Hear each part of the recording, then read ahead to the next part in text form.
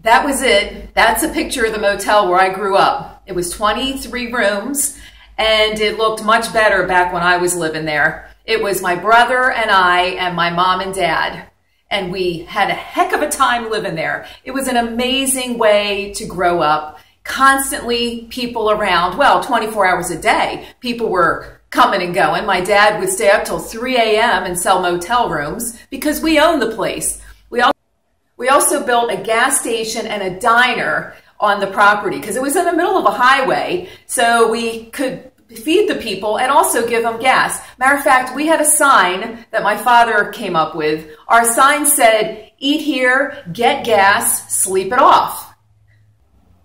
What was it like growing up in a motel? Since I was 3 years old till I was 18, well, it wasn't easy. It was constant work and constant people, hardly any privacy. We lived in the motel. We had like motel rooms connected in the right behind the office area. So people figured out that we lived in those apartments. They didn't hesitate knocking on our door at 2 or 5 a.m. to get a dime to use the telephone booth outside. That's old, but there used to be telephone booths. So many stories because you can imagine we had strangers coming and going all the time. Some of them were good people. Most of them were good people. Once in a while, we get strange people or we get really bad people. There were robberies, good times where children came to the motel and my brother and I got kids to play with because we didn't live in a neighborhood with anybody to play with. So we were thrilled when that happened. You might as well pick up a weight or just march in place with me while you're listening because I sit and watch this video. Get up and move with me. You probably sat all day. So let's go ahead and just do bicep curls. Just do what I do. I'll do everything for about 20 or 30 seconds. One weight, I got a little 5-pounder here. 5 pounds. So just do what you can. Keep moving, and I'll keep talking to keep you distracted. And these are all true stories. I am not making any of this up. So it was a family-run business. We had it for about 15 years. We had robberies. We were in the middle of a highway surrounded by woods. So it was a great place for robbers to take advantage of us. Thank God my father wasn't killed. And here's my mom. She tells it pretty well. This guy came with a gun, give me your money, and he didn't. He was that guy, you know. He was crazy, yeah. And you know what? He closed the door, and the guy knocked out the glass and reached in. Oh. And hit him with the gun over the head. Oh. And the blood was coming out. And he took his money, whatever he had on him. Yeah. And he was yelling, you know.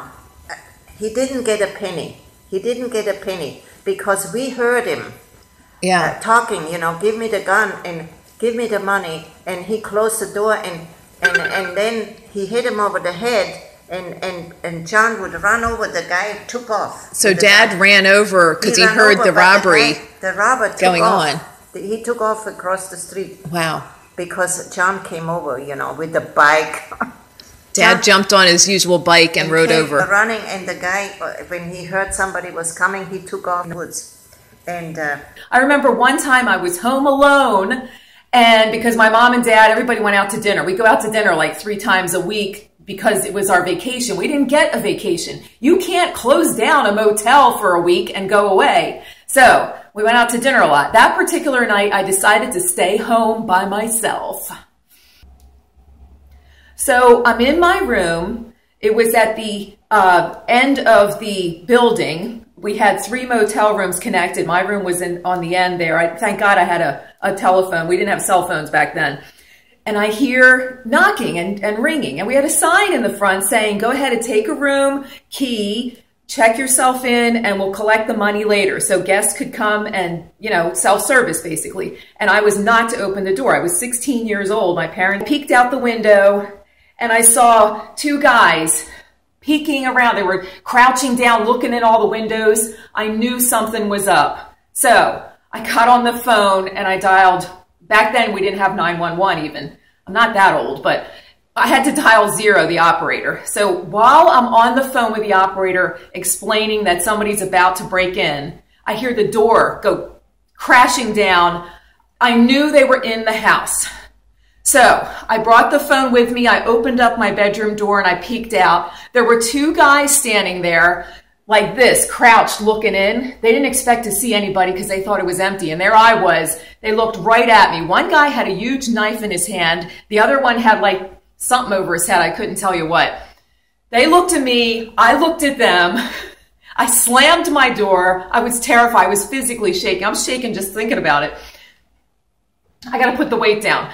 Just march in place. So I knew they were in the house. I thought, I'm done for. They are going to, rape me. They're going to rape me first, murder me after that. I was terrified. I shut the door. I pulled all the furniture against the door that I could, and I was shaken.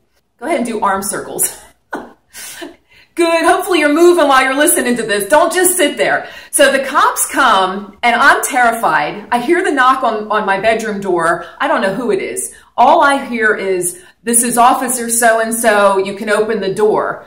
So I opened the door, and thank God it was this police officer. I was so happy to see him, I just jumped on him and gave him a big hug, and I wouldn't let go of the guy.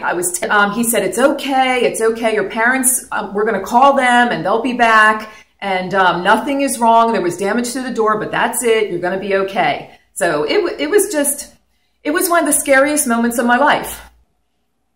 I'll do more videos about the motel, so hopefully you'll do the exercise videos because they're good for you, and then you'll get to learn a little bit about me too, and my life growing up in a motel.